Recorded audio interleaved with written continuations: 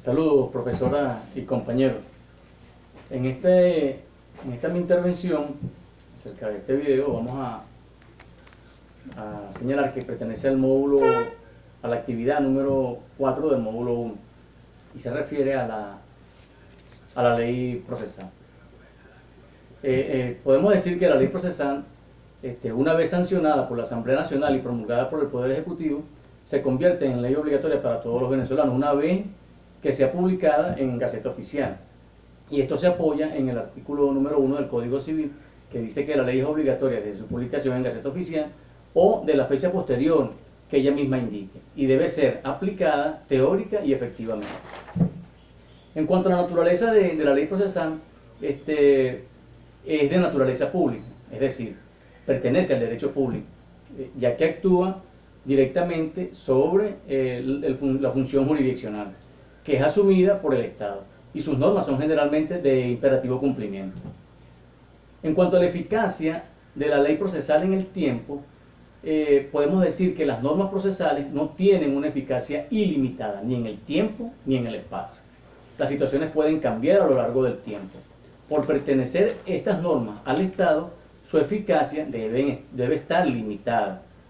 En el proceso penal y en el procedimiento administrativo sancionador rige el principio de irretroactividad de las disposiciones sancionatorias no favorables, es decir, la retroactividad de la norma procesal más favorable, así que la entrada en vigor de una nueva norma procesal extenderá sus efectos al pasado, siempre y cuando, claro, sea la más beneficiosa para el imputado. Pero en los demás procesos rige el criterio de la irretroactividad de la norma procesal. Al referirnos a la vigencia de la ley procesal en el tiempo, que debe ser aplicada en un proceso judicial, indica, y que nos dice cuál de las dos normas deben ser, cuál de dos normas o más normas pueden aplicarse, se aplica la norma derogada o la norma vigente, cuál de las dos. A este respecto, el artículo 24 de la Constitución de la República Bolivariana de Venezuela establece que ninguna disposición legislativa puede tener efectos retroactivos, excepto cuando imponga menor pena para el imputado.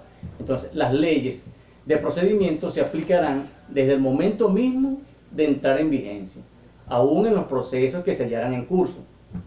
Pero en los procesos penales, las pruebas ya evacuadas se estimarán cuando beneficien al imputado o al reo o a la rea conforme a la ley vigente para esa fecha, para la fecha en que se promovieron.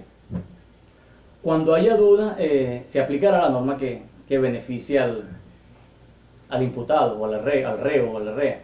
Entonces, esta norma explica que la ley no tiene efecto retroactivo y debe aplicarse desde el mismo momento en que entra en vigencia, aún en los procesos que se hallaren en curso, como ya se dijo, como ya estamos aplicando allí, salvo en materia penal.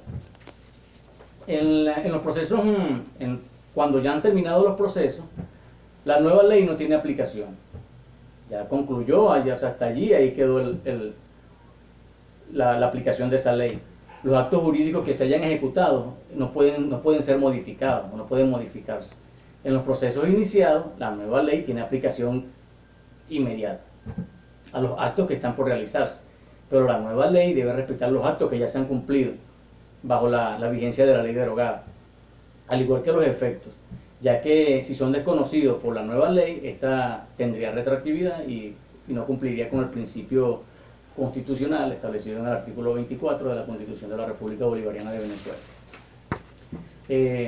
Para los procesos por iniciar, por supuesto, si entra una nueva ley en vigencia, se aplicaría esa nueva ley procesal. En cuanto a la eficacia de la ley procesal en el espacio, esto se refiere básicamente a determinar cuál ley entre dos o más coexistentes en diversos territorios es aplicable al proceso pendiente en uno de ellos. A este respecto, los estados son soberanos y asumen la función jurisdiccional y dictan los procedimientos respectivos para la realización del derecho en su territorio, aunque puede ocurrir que la relación pendiente en un estado tenga elementos de conexión con el ordenamiento jurídico de otro Estado que sea soberano también, pues, porque en ella intervienen sujetos nacionales de ese Estado o domiciliados en él. Puede ser que los bienes en controversia estén situados en el exterior. Y en ese momento surge el problema de cuál ley aplicar en esta controversia. Entonces aquí es donde interviene el derecho internacional privado, que establece que rige el derecho del lugar en que se tramita el proceso. En nuestro procedimiento civil, en su artículo 8, señala que en los casos de aplicación del derecho internacional privado, los jueces atenderán primero los tratados públicos de Venezuela con el Estado respectivo. ¿Okay? Venezuela con respecto a Chile, con respecto a Ecuador, con respecto a Estados Unidos, con respecto a cualquier país, en cuanto al punto en que se está tratando. En su defecto, en el defecto de tales tratados, aplicarán lo sobre la materia dispongan las leyes de la República de Venezuela, o lo que se desprenden de la legislación patria. Y en el último lugar se regirán por los principios del derecho internacional público generalmente aceptado generalmente. Los procedimientos a este respecto también hay que nombrar entonces el procedimiento de exequatur. El procedimiento de exequatur no es más que un procedimiento a través del cual las sentencias que han sido dictadas por autoridades extranjeras, previo cumplimiento de los requisitos de la ley, y pueden adquirir fuerza ejecutoria en otro país, o en este caso en Venezuela. Para el autor Chiovenda, dice que el exequatur es un procedimiento mediante el cual la sentencia extranjera se nacionaliza y no podrá ser objeto de exequatur las decisiones dictadas por organismos que no son órganos jurisdiccionales de ninguna soberanía. También tenemos que señalar aquí los requisitos para la ejecución del exequatur en Venezuela. Y a este respecto, el Tribunal Supremo de Justicia, en su sentencia número 01561 del 4 de julio del 2000, estableció que debe aplicarse lo establecido en el artículo 53 de la Ley del Derecho Internacional Privado.